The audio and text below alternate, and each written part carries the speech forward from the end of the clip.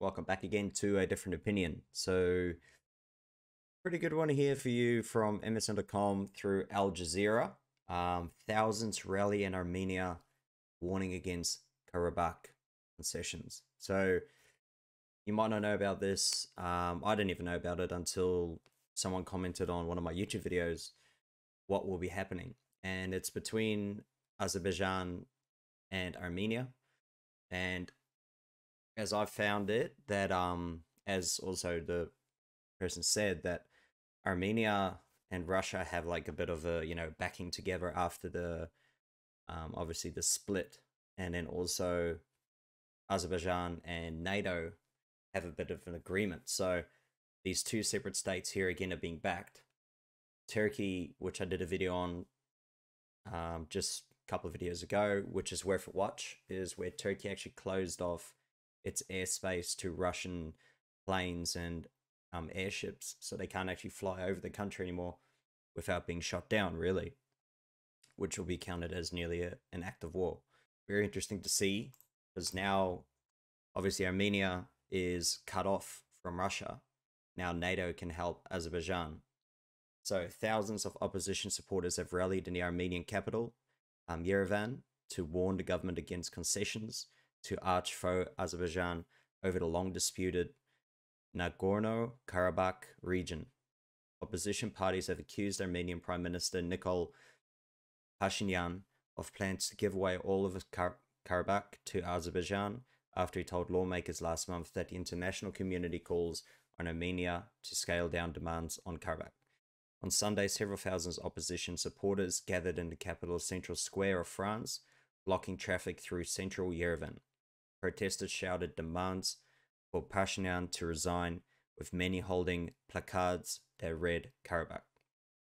Opposition leader, National Assembly Vice Speaker Ishkan Sagatilian said any political status of Karabakh within Azerbaijan is unacceptable to us. Pashinyan had betrayed people's trust and must go, he told journalists at the rally, adding that the protest movement will lead to overthrow the government in the nearest future. Just a bit of background. These two countries have been pretty much at war or conflict for at least 20 years now. So it's not like it's anything new. It's just new now in the news for the West. Addressing the crowd, the opposition leader announced that a large-scale campaign of civil disobedience will begin this coming week. I call on everyone to begin strikes. I call on students not to attend classes. Traffic will be fully blocked in central Yerevan on threat of unrest. On Saturday, Armenian National Security Service warned of a real threat of mass unrest in the country. Yerevan and Baku have been locked in territorial dispute since the 1990s. So this is the background here of it over Karabakh, the mountainous region of Azerbaijan, predominantly populated by ethnic Armenians. Karabakh was at the center of a 6-week war in 2020 that claimed more than 6,500 lives before it ended with a Russian-brokered ceasefire agreement. Under the deal, Armenia ceded swaths of territories it had controlled for decades, and Russia deployed some 2,000 peacekeepers to oversee the truce. As we can see there, Russia, has its fingers in the cookie jar here. In April, Pashinyan and Azerbaijani President Ilham Aliyev, excuse the pronunciation if I do pronounce it wrong, met for rare European Union mediated talks in Brussels, after which they tasked their foreign ministers to begin preparatory work for peace talks. The meeting came after a flare-up in Karabakh on March 25th. That's why Azerbaijan captured a strategic village in the area under the Russian peacekeepers' responsibility, killing 3 separatist troops. Baku, tabled in mid-March, set a framework proposal for the peace agreement that included both sides' mutual recognition of territorial integrity, meaning Yerevan should agree on Karabakh being part of Azerbaijan. Armenian Foreign Minister Ararat Mirziyoyev sparked controversy at home when he said, commenting on Azerbaijani proposal, that for Yerevan, the Nagorno-Karabakh conflict is not a territorial issue, but a matter of rights of the local ethnic Armenian population. Ethnic Armenian separatists in Nagorno-Karabakh broke away from Azerbaijan when the Soviet Union collapsed in 1991. The ensuing conflicts since have claimed around 30,000 lives. Wow. That's crazy, eh? Like, it's funny that most of us, we've never heard of this conflict. Like, this is the first time I heard of it when, you know, I seen the comment on the video. This might be a strategic win for NATO, because if they, you know, Azerbaijan takes the region, it'll show that the Russian agreement pacts and all that type of stuff, they can't keep these things safe anymore. So most countries are going to put their trust rather in NATO compared to Russia. So jump in the next one here. See, so this is from 2021. Azerbaijan cooperates with the allies and other partner countries in many areas, including security and defense reform and counterterrorism. Support for countries' reform efforts is a priority.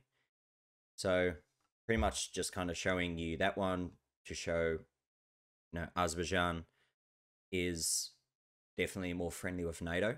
So that's obviously the side they've chosen, and that's who's kind of helping them. And that's unfortunately the thing in that area, isn't it? That there's always the bigger, you know, the puppet master behind the puppet, and they're just being used as the pawns. So jump into the next one. So the Armenia-Russian relation. So literal relations between modern-day Armenia and Russia Federation were established on the 3rd of April 1992.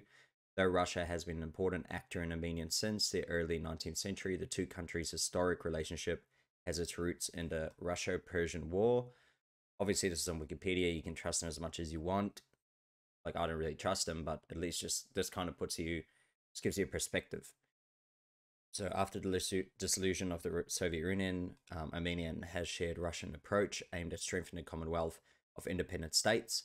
Armenia and Russia are both members of the military alliance, the Collective Security Treaty Organization, CSTO, along with 4 other ex-Soviet countries, a relation that Armenia finds essential to its security. Among the contracts and agreements which determine in governmental relationships a treaty of friendship, collaboration, mutual aid.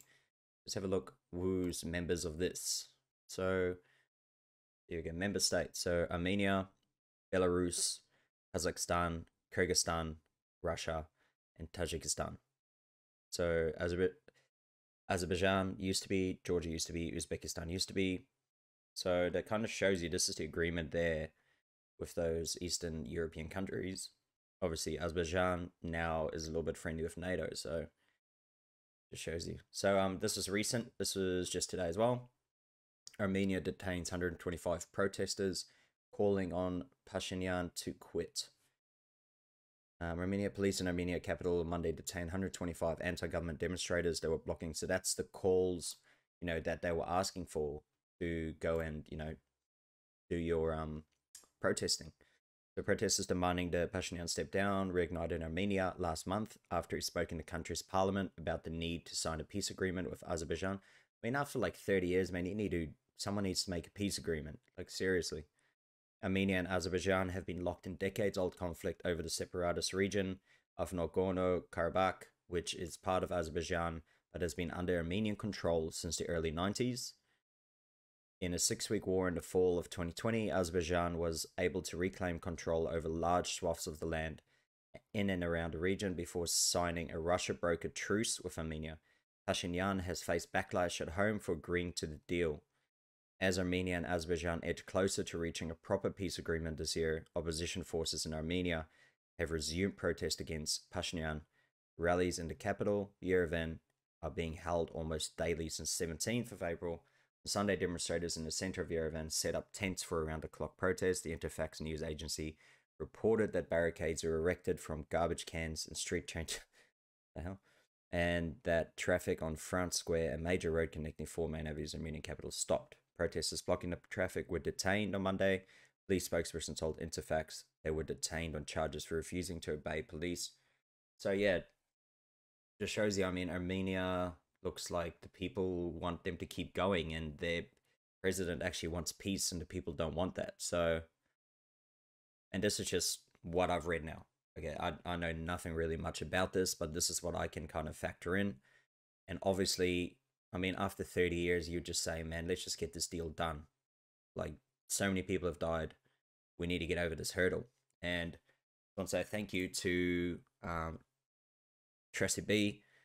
So he's the one who pretty much just, or her, I'm not too sure, were the ones who told me So I saw this coming 2 months ago, and there is not only the thing that will happen, Syria will fall to Turkey, and the other place to keep your eyes on is Azerbaijan completing its mission on Karabakh.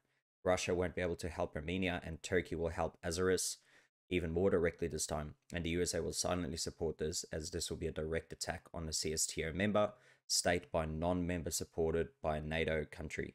And Russia will not be in any position to guarantee its Armenia security, meaning that the CSTO will collapse like the Warsaw Pact, and this will be a message for all the other members of the CSTO to not side of Russia, and that Russia is weak and can't guarantee your safety.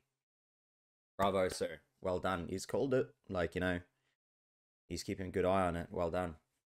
So very interesting to see if it'll pan out that way. Yeah, very, very interesting. I wonder what will happen. But I'll keep a close eye on it now that I've, have been brought to light about it. And I mean, this is the broader spectrum yet again. There's already other countries, and like Eastern Europe, there always a war in those like countries. It's just insane. I would hate to live in one of those countries over there. Just, it's non-stop 30-year wars and things that no one even knows about. I only just found about it today. So, but thank you very much for watching. If you did like it, give it a like, give a comment again if you know of something else, other cool topics, and then also subscribe if you do want to see my future videos. But thanks for watching, and I'll see you on the next one.